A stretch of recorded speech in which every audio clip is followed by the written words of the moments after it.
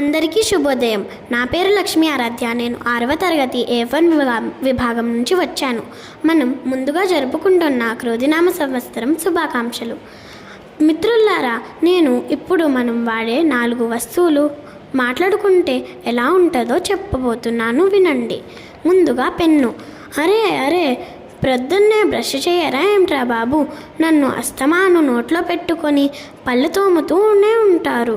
దయచేసి ఆపండ్రా. రెండవది పుస్తకం. నన్ను తయారీ కేంద్రంలో చాలా అందంగా తయారు చేసి పంపిస్తారు. అప్పుడు నన్ను చూసి నాకే ముచ్చటేస్తుంది. కానీ నా కర్మ ఏంటంటే మీ చేతుల్లో నేను నలిగి చిరిగి పాడైపోతున్నాను. దానిలో రాతలైన అందంగా ఉంటాయా అంటే అది కూడా లేదు. అప్పుడే నాకు అనిపిస్తుంది, అసలు నేను తయారు కాకుండా ఉంటేనే బాగుండేది అని.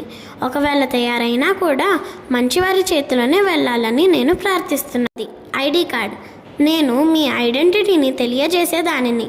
కానీ మీరేం చేస్తున్నారంటే నన్ను చేతులకు కాళ్ళకు వేసుకుని నాకు ఐడెంటిటీ లేకుండా చేస్తున్నారు. 4వది చెప్పులు.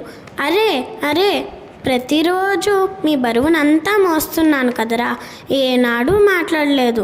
కానీ నన్ను కూడా మాట్లాడించేలా ఈడుస్తున్నారు రా బాబు. దయచేసి కుదురుగా నడవండిరా.